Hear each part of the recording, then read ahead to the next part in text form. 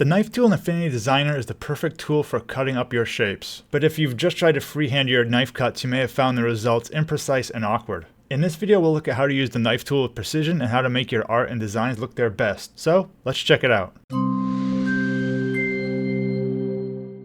What's up guys, it's Trent and welcome to my channel. Now, before we get into the knife tool, I just want to give a brief reminder of how nodes, curves, and lines work in Affinity Designer. We're going to be cutting up a lot of shapes in this video, so I just want to make sure we understand what's actually happening. So here in this demo, I have this nice square that I've cut into a couple pieces. And really what I want to remind you is that when you have a node, you can have at most one input and one output line. You can't have a 3 or 4 or 5 different lines intersecting one node. Now, let's look at this a little bit closer because you may say, well, what's happening here at this line where we have 3 lines intersecting each other? Well, if I go and I select the node tool, what you can see is that actually if I pull it apart, we have this type of situation going on.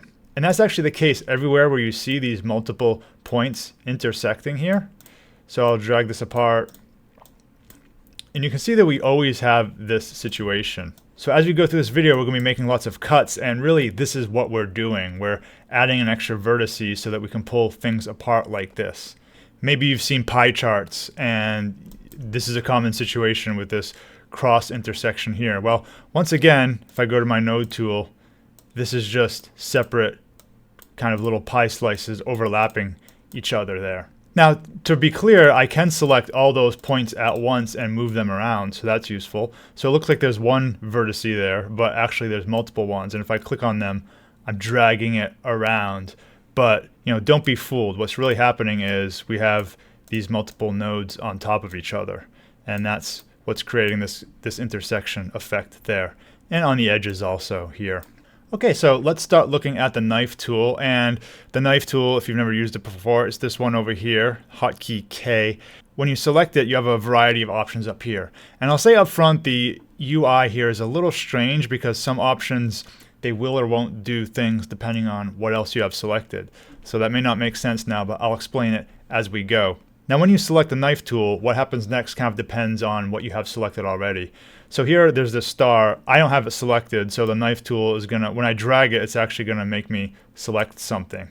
But let me just deselect this and click off.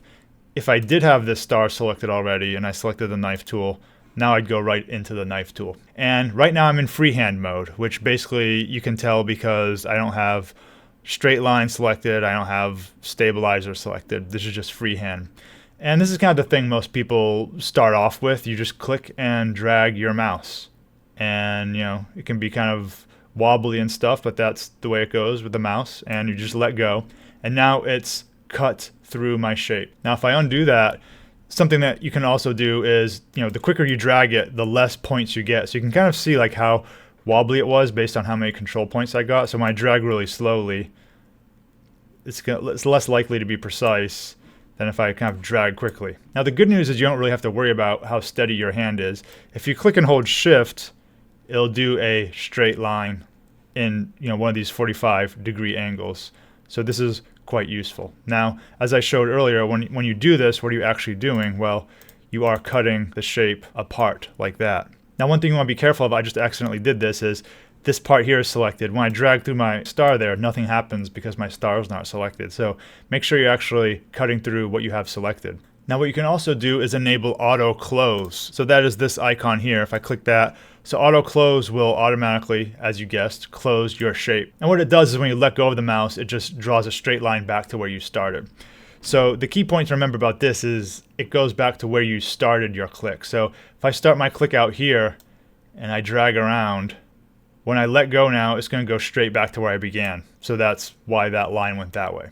Okay, so with freehand, I showed you could make straight lines, but they were always kind of limited to those 45-degree increments.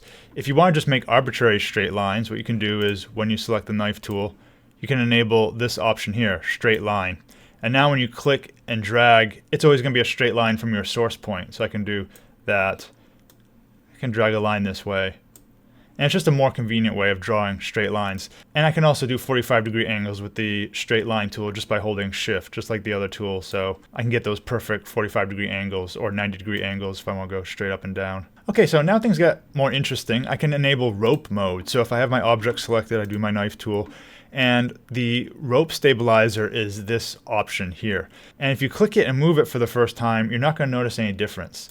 And that's because for the rope stabilizer to have any effect, you need to have this stabilizer checkbox checked.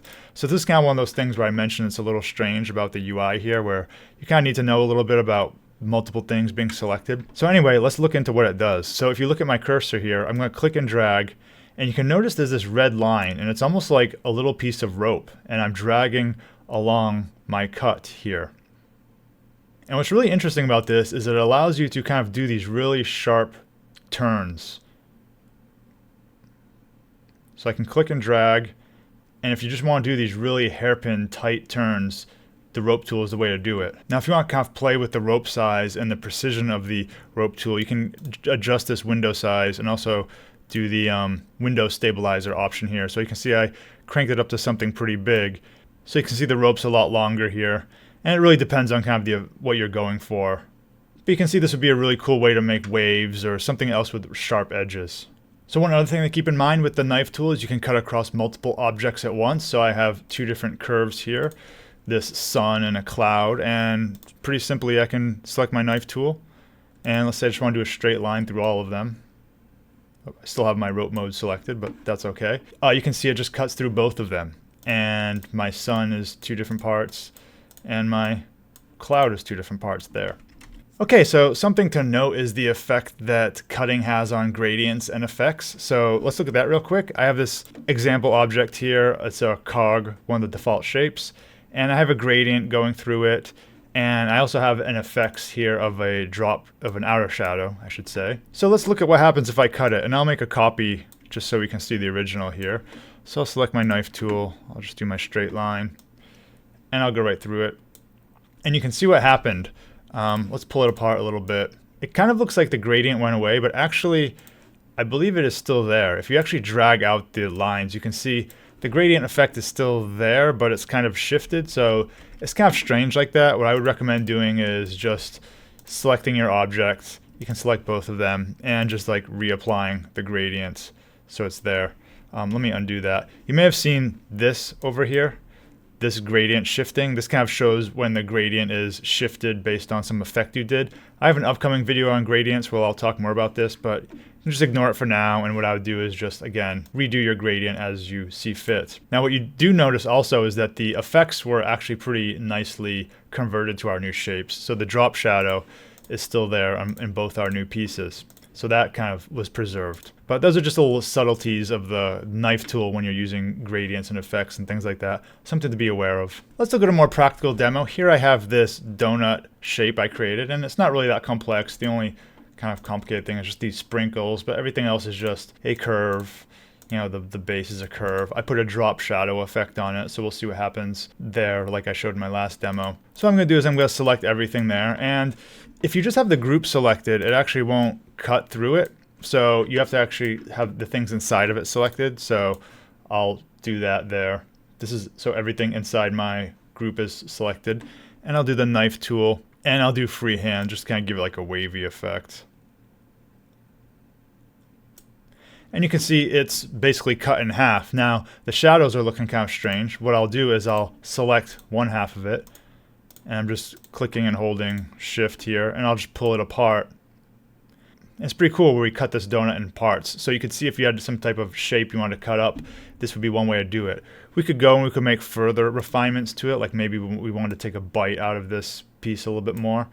I could do this, and then maybe I could just like delete the parts in this area. Give it a little varied look. I could also cut off maybe crumbs or something. Maybe I wanted this to be a separate piece. I'll drag it out, and I can, you can always alter the points here to make it look a little bit different if you want.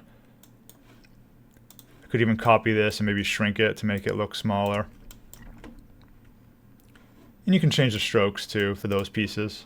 And if the effect of the shadow is looking strange, I can just go and alter it here, so I'll have it not offset so much. It doesn't look right for the crumbs.